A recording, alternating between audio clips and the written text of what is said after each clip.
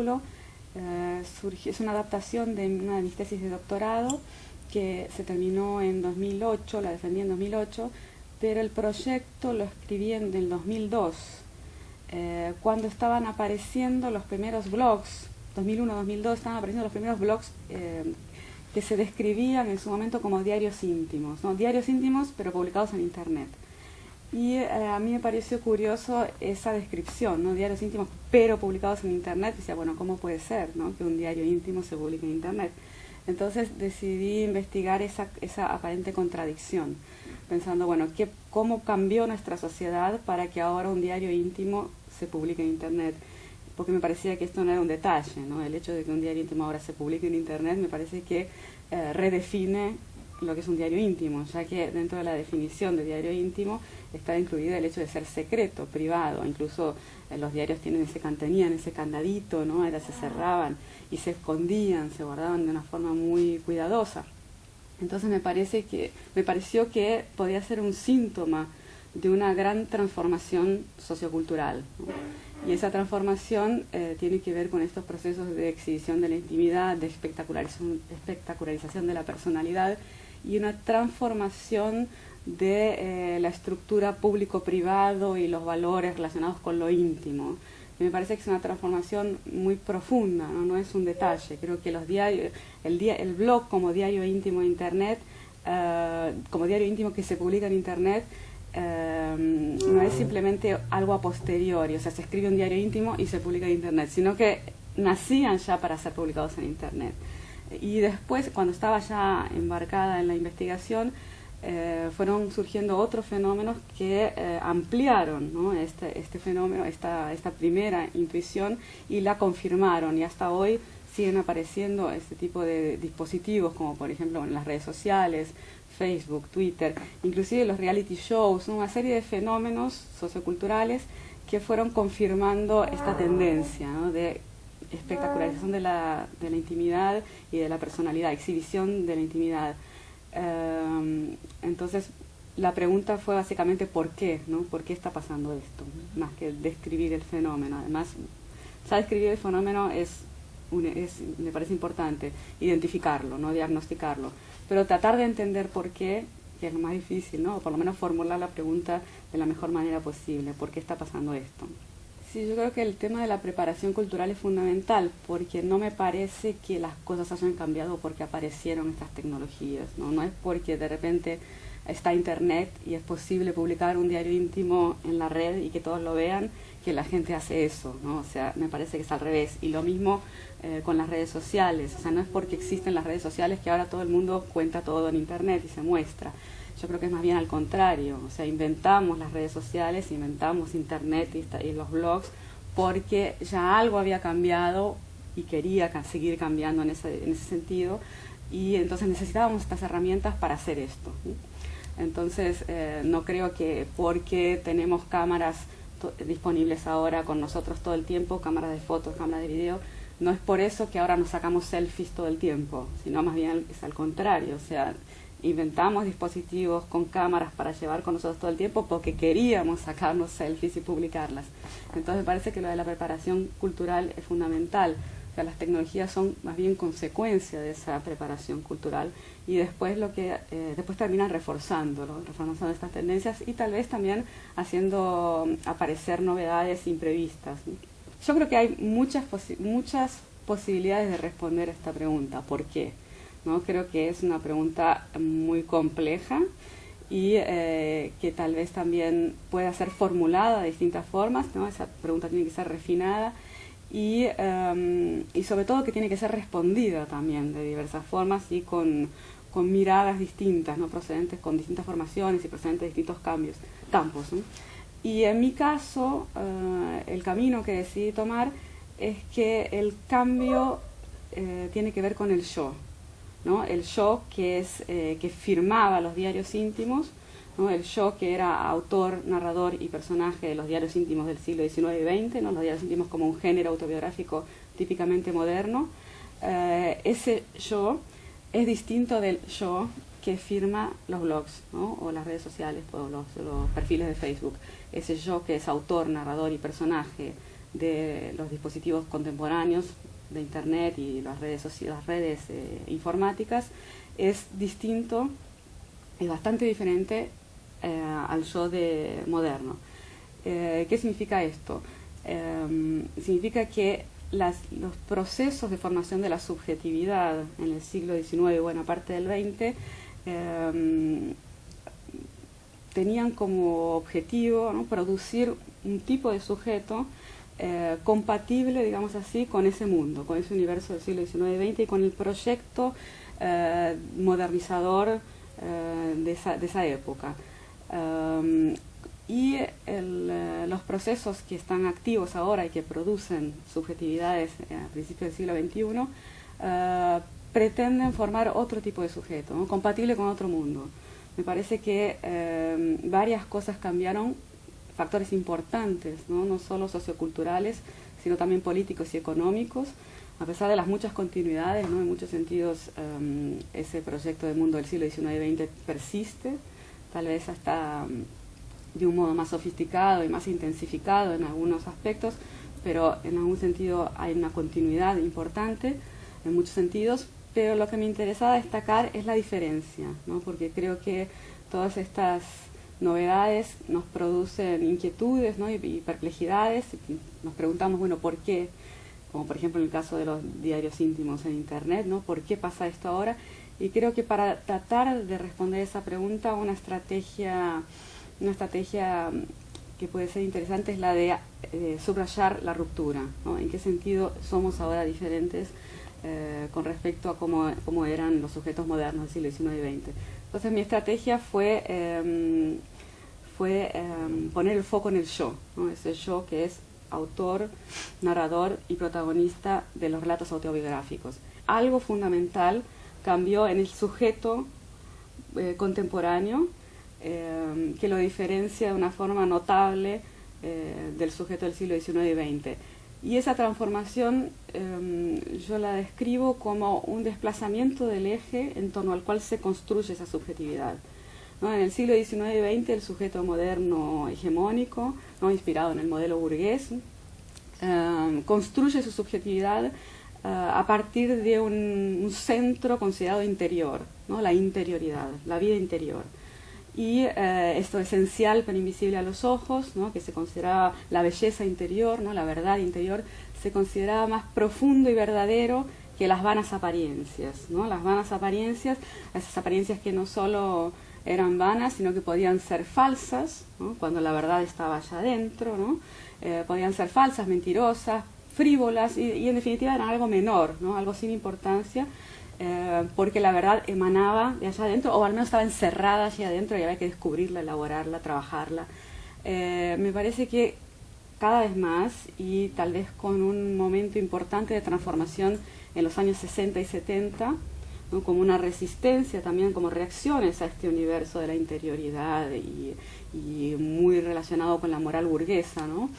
A partir de los años 60 y 70 se enfatizan las críticas a ese modelo, que no nacieron en los años 60 y 70, ¿no? Son, por lo menos todo a lo largo del siglo XX, ese modelo de subjetividad fue muy criticado, particularmente en las artes y en la filosofía, pero también en la política y en la vida cotidiana.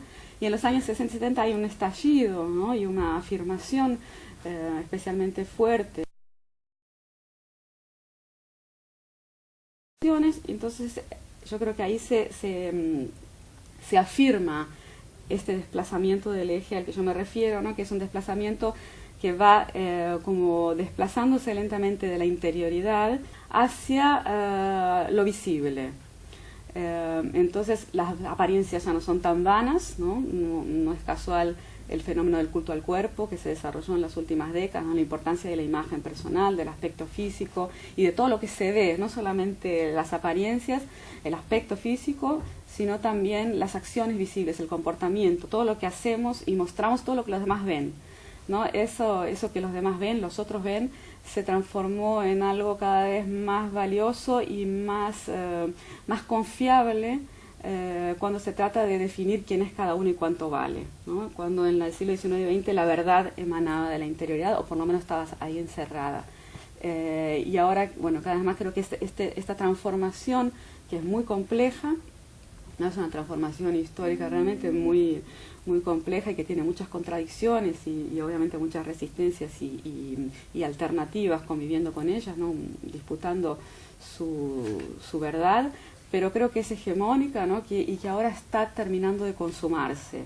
Me parece que Internet y varios dispositivos, particularmente como las redes sociales, los celulares, ¿no? Particularmente estas herramientas más nuevas, que tienen 5 años como máximo, que son los smartphones, ¿no? Los teléfonos inteligentes que todos tenemos por lo menos uno con nosotros todo el tiempo y que están conectados permanentemente a las redes informáticas y que tienen una cámara embutida. Estos aparatos me parece que son un emblema de esta transformación y terminaron como de consumarla y de reforzarla, ¿no?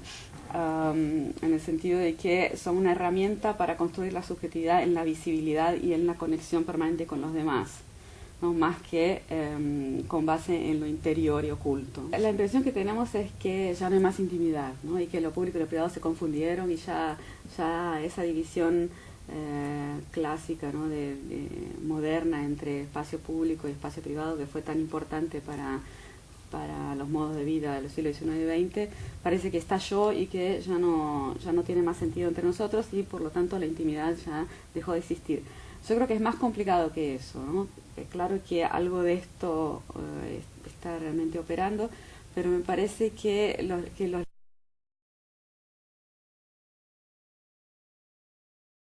se tornaron confusos, pero todas estas categorías siguen operando, ¿no? Hay diferencias entre público y privado y todavía existe algo llamado intimidad y no solamente existe, sino es importantísimo para definir lo que somos, ¿no? Cada uno es muy, muy valorizado. Lo que pasa es que hubo cambios muy importantes y que me parece que son muy difíciles de pensar, ¿no? Porque nosotros estamos protagonizando todo eso y es muy rápido, es muy veloz, ¿no? En los últimos 10 años, creo 10, 20 años como máximo, estos cambios se aceleraron de una forma notable, aunque vienen gestándose hace mucho, creo que en los últimos años se aceleraron mucho y se volvieron muy, muy complejos, ¿no? Son realmente muy...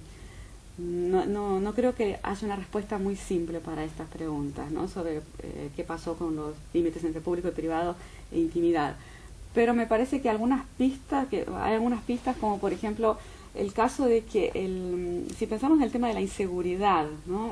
Ese fantasma contemporáneo que es el miedo al espacio público. Me parece que esto es algo muy contemporáneo, ¿no? Obviamente también hay continuidades con el siglo XIX y XX con respecto al miedo al otro y a ese espacio ajeno, del espacio público como algo ajeno y un territorio en el cual hay que resguardarse, cuando el espacio privado, el espacio protegido, donde se podía hacer uno mismo. O sea, en ese sentido hay una continuidad, pero el espacio público se estigmatizó más todavía, me parece, en el sentido de territorio del miedo y del descontrol y de lo que no se puede manejar. Eso fue muy explotado económicamente, ¿no? La idea de protección, de que hay que protegerse, y podemos pensar en los blindajes, ¿no? Las alarmas, los dispositivos de seguridad, los barrios cerrados, ¿no? Reforzando las paredes en vez de diluirlas, ¿no? Como si el espacio privado y el espacio público fueran lo mismo. Al contrario, todo esto se refuerza de una forma inédita, pero por otro lado, las paredes también se dejan infiltrar, ¿no? Hay una especie de formas de pasajes, de flujo entre lo público y lo privado que antes no existían y que tienen que ver sobre todo con las redes, ¿no? Las redes traspasan las paredes, todas las paredes, no solamente la del hogar, sino las paredes de las escuelas, de la cárcel, en fin, de los hospitales, y el mismo espacio público y privado son indiferenciados, porque las redes, que hoy son tan importantes, las redes informáticas, no reconocen estos límites, ¿no? Espacio público y privado. Entonces es como una complicación, ¿no? O sea, la diferencia entre espacio público y privado física, la pared sigue estando allí, pero sobre eso se instala algo muy importante para los modos de vida contemporáneos, que son las redes, ¿no? Entonces las redes atraviesan las paredes, pero no las no las anulan, sino que las reformulan. Y ahí es donde entra en juego la extimidad, ¿no? Porque la intimidad sigue sucediendo dentro del espacio íntimo, del espacio privado, perdón. La intimidad es eso que, como se definía en el siglo XIX y XX, son las actividades que se desarrollan en el espacio privado, y para eso hay una serie de tecnologías que las protegen, como las paredes justamente, las puertas, las llaves, las cortinas, todo eso se destina a proteger la intimidad, que es lo que sucede en el espacio privado. También hay tecnologías morales, digamos así, como el pudor, la discreción, toda una serie de valores que protegen, destinados a proteger la intimidad para que no se escape de ese espacio privado. Bueno, todo eso ahora está difuminándose o reformulándose a partir de las redes, no porque las ventanas, las puertas y las llaves no existan más, sino todo lo contrario, ¿no? Son cada vez más blindadas y más eficaces. Pero las redes hacen otro trabajo, ¿no? Permiten cierta evasión del espacio privado de algunas cosas, ¿no? De esta extimidad, esta intimidad que hay que mostrarla para que sea verdadera, ¿no? Para que los demás la vean. Porque parece que si no se muestra, no existe, ¿no? La mirada del otro es la que tiene que darle legitimidad. Y ahí está de nuevo el tema del desplazamiento del eje, ¿no? No es más adentro, ni de la casa, ni de uno mismo, donde reside la verdad, sino cada vez más en lo que se ve. Entonces, aún sigue desarrollándose en la intimidad, si podemos seguir llamándola así, lo más importante que nos define, digamos, las relaciones afectivas, lo que nos gusta, lo que queremos, ¿no? Todo eso sigue permaneciendo en ese campo que antes se llamaba intimidad. Lo que pasa es que todo eso lo tienen que ver los demás, ¿no? Lo tienen que ver porque si no, no tiene legitimidad o no existe, puede llegar a no existir. Entonces hay que documentarlo, hay que registrarlo y mostrarlo en fotos, en relatos, los demás lo tienen que ver. Pero bueno, la categoría de privado sigue existiendo, la categoría de público también, y mucho, ¿no? O sea, ciertos datos, como bueno, los datos bancarios, datos sensibles, como se dice, ¿no? Es muy graciosa esa palabra, porque sensible es justamente es un poco asociado al vocabulario romántico, ¿no? De la sensibilidad, de la intimidad en otro sentido, pero esos datos sensibles que son los datos bancarios, financieros, genéticos, todo eso, se protegen especialmente, y tal vez también son datos sensibles todos los que pueden implicar un papelón, ¿no? O sea, algo que los demás realmente no tienen que ver, porque esa mirada del otro que es tan importante para legitimar la subjetividad contemporánea, ¿no? Para decir me gusta y aplaudir y para que podamos tener muchos seguidores que digan sí, vos valés, vos sos alguien, existís y tenés valor porque tenés una cantidad de seguidores, una cantidad de visualizaciones y de me gusta, se dice, ¿no? Me gusta, muy grandes, pero por otro lado hay una vulnerabilidad ante esa mirada ajena, como tiene ese peso tan grande, ¿no? Tiene la capacidad de decir que yo existo, la mirada del otro, no es mi interioridad la que dice que yo existo y tengo valor, sino la mirada de los otros. Entonces, en ese proceso nos volvimos muy vulnerables a esa mirada ajena. Y entonces esa mirada ajena puede darme la admiración que tanto necesito, pero también puede darme la burla, el desprecio, incluso puede ignorarme. Entonces hay una dependencia de esa mirada ajena que antes no era tan fuerte, ¿no?